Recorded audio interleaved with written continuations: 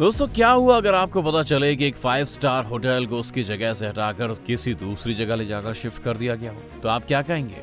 हो सकता है कि आप सोचें कि वो होटल उस बिल्डिंग की जगह किसी दूसरी बिल्डिंग में जाकर शिफ्ट हो गया है, लेकिन ऐसा नहीं है। आज जो हम कहानी आपको सुनाने जा रहे हैं उसमें इतिहास की सबसे चैलेंजिंग ट्रांसपोर्टेशन की कहानी आपको देखने को मिलेगी, जिसमें एक 4 स्टोरी होटल को उसकी जगह से उखाड़ कर दूसरी जगह पर शिफ्ट किया गया था, वो भी बिना किसी नुकसान के।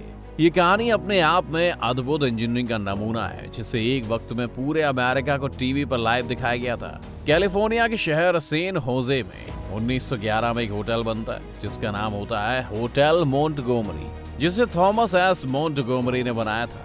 यह होटल उस शहर में तब बना था जब उस शहर में नए नए स्तर पर पॉपुलेशन बढ़ रही थी, जिसका मेन कारण था होटल के बनने से 4 साल पहले वहाँ एक रेलवे स्टेशन का बनना।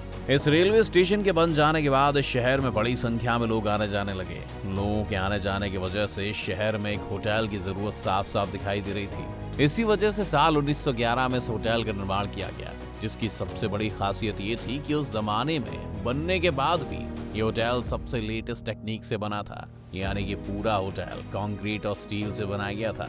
उस जमाने में इस होटल में हर वो फैसिलिटी और सुविधा मौजूद थी जो आज किसी बेहतरीन घर में देखने को मिलती है, जैसे ब्लोअर फैन, प्राइवेट बाथटब, हर रूम के लिए फोन और हर फ्लोर के लिए एक अलग एलिवेटर। इस तरह से कहें तो ये पूरा होटल उस जमाने में 5 स्टार होटल की कैटेगरी में आता था। 5 स्टार की लिस्ट में आने का एक और जो दूसरा रीजन था वो ये था कि इस होटल से रेलवे स्टेशन से अपने होटल तक एक फ्री बस फैसिलिटी भी दे रखी थी, जिससे सैन होजे में आने वाले किसी भी इंसान को उस होटल तक पहुंचने में कोई तकलीफ ना हो। काम ऐसे ही चलता रहा, शहर में लोग आते जाते रहे और होटल का नाम बढ़ता रहा। एक समय ऐसा आया जब पूरे शहर को ही इस होटल के नाम से पहचाना जाने लगा, जो कि किसी भी होटल के लिए एक बहुत बड़ी बात होती है। अगले 50 साल तक यानी 1960 तक होटल खूब तरक्की करता रहा, लेकिन 60 के दशक बीतते ही इसके बुरे दिन भी शुरू हो गए, क्योंकि 1960 के बाद शहर में पॉपुलेशन बहुत बड़े स्तर पर बढ़ने लगी और लोगों का आना जाना बहुत बड़े स्तर पर होने लगा, जिस कारण पूरे शहर में नए नए होटल्स और रेस्टोरेंट खोलने लगे,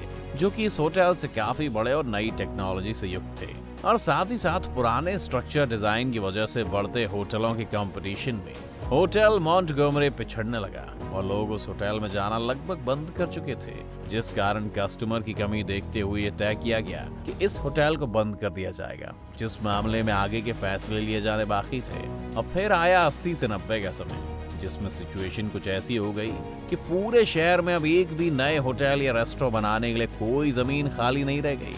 नए होटल और रेस्टोरेंट नहीं बन सकते थे, लेकिन पॉपुलेशन और लोगों के आने जाने के कारण डिमांड बढ़ती जा रही थी। हर होटल में भीड़ होने के बावजूद भी मोंटगोमरी में सन्नाटा ही रहता था। लेकिन असली कहानी तब शुरू होती है जब मोंटगोमरी के बगल में ही बने फेयरमाउंट होटल में ओवर बुकिंग की समस्या दिन ब दिन बढ़ने लगी। फेयरमाउंट होटल में करीब 535 रूम्स थे। उसके बाद भी उस होटल में जगह की काफी दिक्कत थी, जिस कारण वो अपने होटल को एक्सपेंड करने के बारे में सोच रहे थे, क्योंकि पूरे शहर में कोई खाली जगह ही नहीं थी। इसीलिए उनके होटल की एक्सपेंशन का कोई रास्ता उन्हें नहीं सूझ रहा था। तभी उन्हें ख्याल आया कि अगर अपने बगल में होटल मोंटगोमरी को अपने होटल में मिला लेते हैं तो उनके होटल में करीब 400 रूम का इजाफा बड़े आराम से हो जाएगा। जिसके लिए करना सिर्फ ये था कि उस होटल को खरीद कर उसे तोड़कर उसकी जगह एक नई बिल्डिंग बनानी थी, जो होटल फेयरमाउंट का नया हिस्सा होता। जिसके बाद फाइनली होटल फेयरमाउंट 1998 में उस 4 स्टोरी होटल को खरीद कर उसे डिमोलिश करने का काम शुरू करने लगा।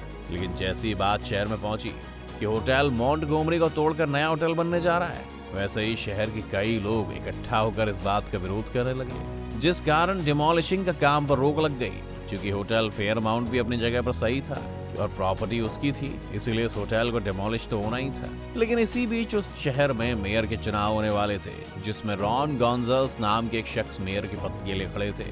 उन्होंने इसी विरोध को अपनी तरफ मोड़ते हुए कहा कि अगर वो मेयर का चुनाव जीत जाते हैं तो वो इस होटल के डिमोलिशिंग का काम को पूरी तरह से बंद करवा देंगे। जिसके बाद वो मेयर का चुनाव जीत जाते हैं। अब उनके पास सबसे बड़ी समस्या यही थी कि वो उस होटल की डिमोलिशिंग को रोके कैसे, क्योंकि होटल फेयरमाउंट का काम भी बहुत बड़ा था, इसीलिए उन्हें पूरी तरह से मना करना भी सही नहीं था।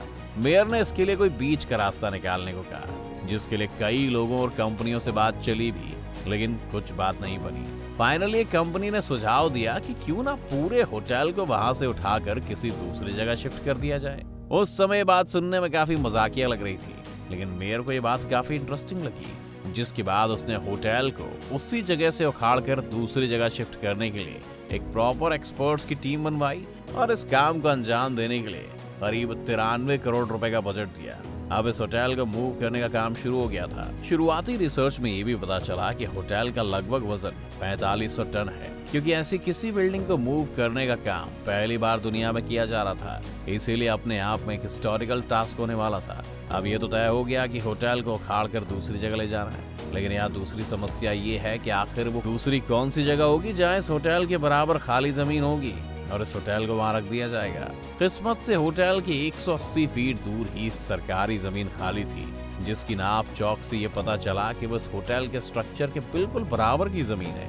अब ये तो तय हो गया था कि होटल को करीब 180 फीट दूर मूव करना है, लेकिन दूर करने के साथ साथ शर्त ये भी थी कि होटल के स्ट्रक्चर और उसकी डेकोरेशन को कोई भी नुकसान न पहुंचे। इन सब शर्तों के साथ साथ साल 2000 में होटल को मूव करने का काम शुरू हुआ।